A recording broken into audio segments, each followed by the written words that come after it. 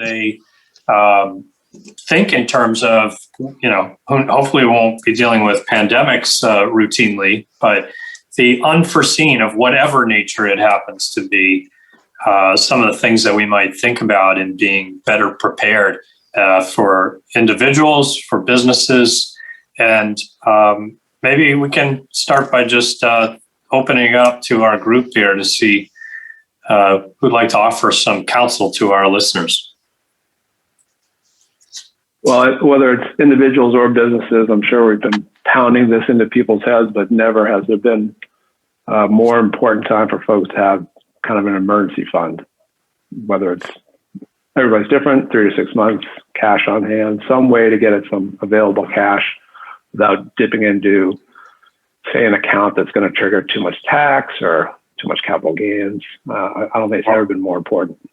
Or it may be bad timing to be when you're most in need of resources. You don't want to have to be selling when it's inopportune in terms of the valuation of your investments.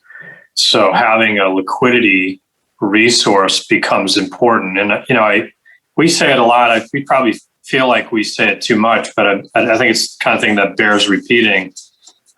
For this kind of resource, don't you think, Scott, it's less about the rate of return as it is about the access to the capital.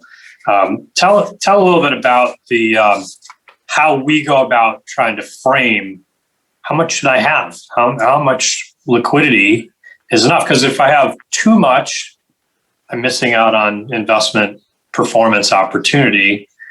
But if I have too little, I may be in a bind. And it costs me a lot more, for example, to use a credit card as a source of liquidity. Even using a home equity line of credit, it's debt, and even though it may not be as costly today, it still has a cost. So how do we think about trying to find that sweet spot for how much is enough? I think it kind of depends on whether we're talking with couples in retirement or pre-retirement. So in retirement, our number is usually saying 2 to 3 years of expenses, but the caveat there is, well, what income is coming in as well. So do you have Social Security coming in, a pension?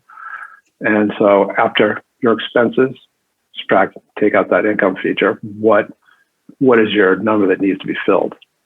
So we need to be able to cover that for easy cash flow for say 2 years of expenses, rather than, again, dipping into something at bad timing, dipping into something for triggering capital gains or tax effect. So that's for someone who's working, in retirement. If someone who's working, I guess that depends. Are both husband and wife working? Are the salaries close to equal?